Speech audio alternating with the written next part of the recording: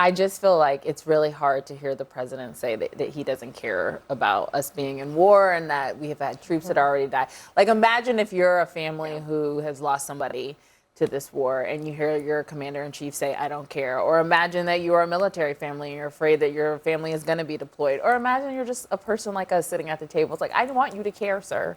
I really do. Like, I want you to care. I want you to be bought in this moment. And to your point, when you started, it's like when people lose interest is one thing, but when people are indifferent, that's a dangerous place to be. And I think those other countries in the region want him not to be indifferent in this moment, too. For sure. Yeah, I mean, Tim, you've served in unit. I have, and I've talked to people that are deploying right now, that are going overseas to support these missions, and actually asked a few of them, and as a veteran myself, the comment that the president made, I don't believe in context, was that I don't care about the operations writ large.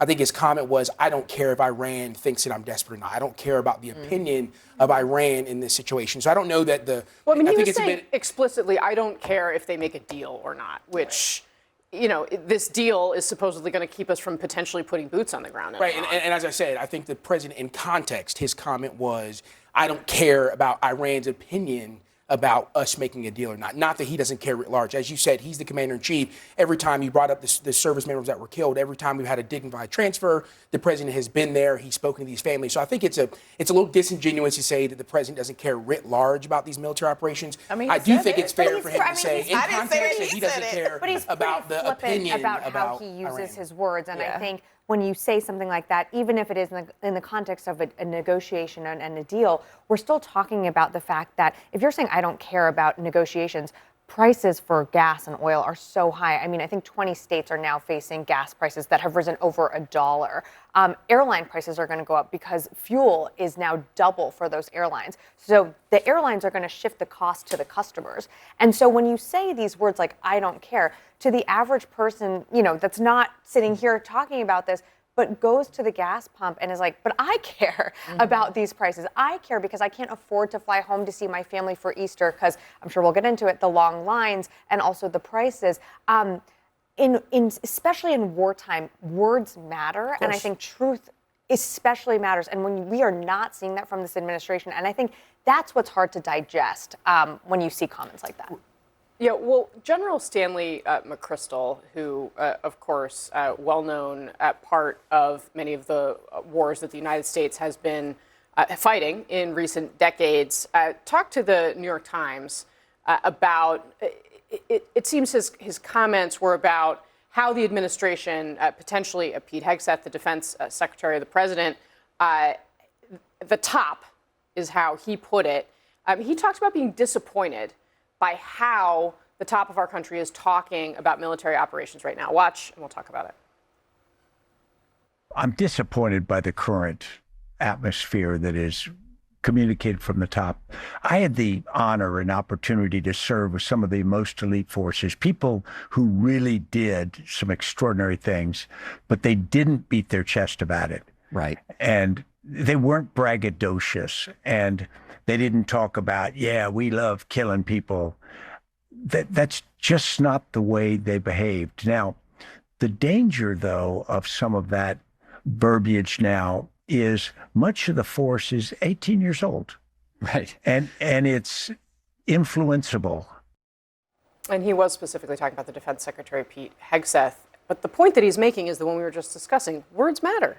Absolutely, and I think the comments that the general was talking about is like you said, the statements that were made by the secretary. And I would not have used those words, that we'll negotiate with bombs. I think it's a specific quote that he's referencing. Now, I'll also say at the same time that I won't take a lesson in civility and statesmanship from the Iranian regime, right? Who's killed hundreds of thousands of their own people on their streets, who don't have the greatest record with women or members of the LGBT community, or Americans, that they've killed around the country, around the world. I'm not going to take a lesson from the Iranians because their feelings are hurt because the Secretary of Defense made that comment. But I would not have made that statement in that context. And I think just some of the language that he uses, unfortunately, is going to tarnish our military and has frankly, politicize our military even more so. Sorry, what's wrong with warrior ethos and lethality? That is the focus of the Department of Defense. It's more how he uses it in the context of we're going to go negotiate with our bombs. Sure. I think those words matter. I think also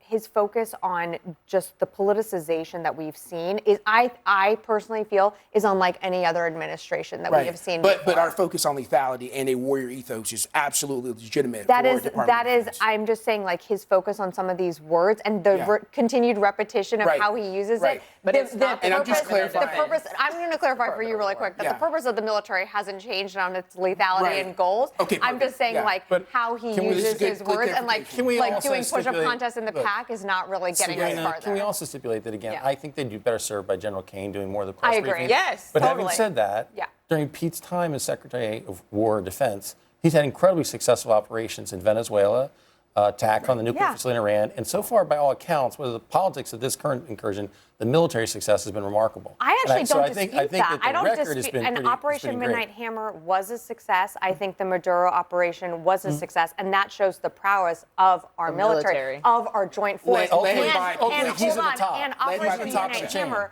was something that has been dusted off the shelves by multiple administrations, including in your first administration under Donald Trump. That is an operation that continued to get refined under Democratic and Republican presidents. So it was executed with refinement because our military practiced that so much.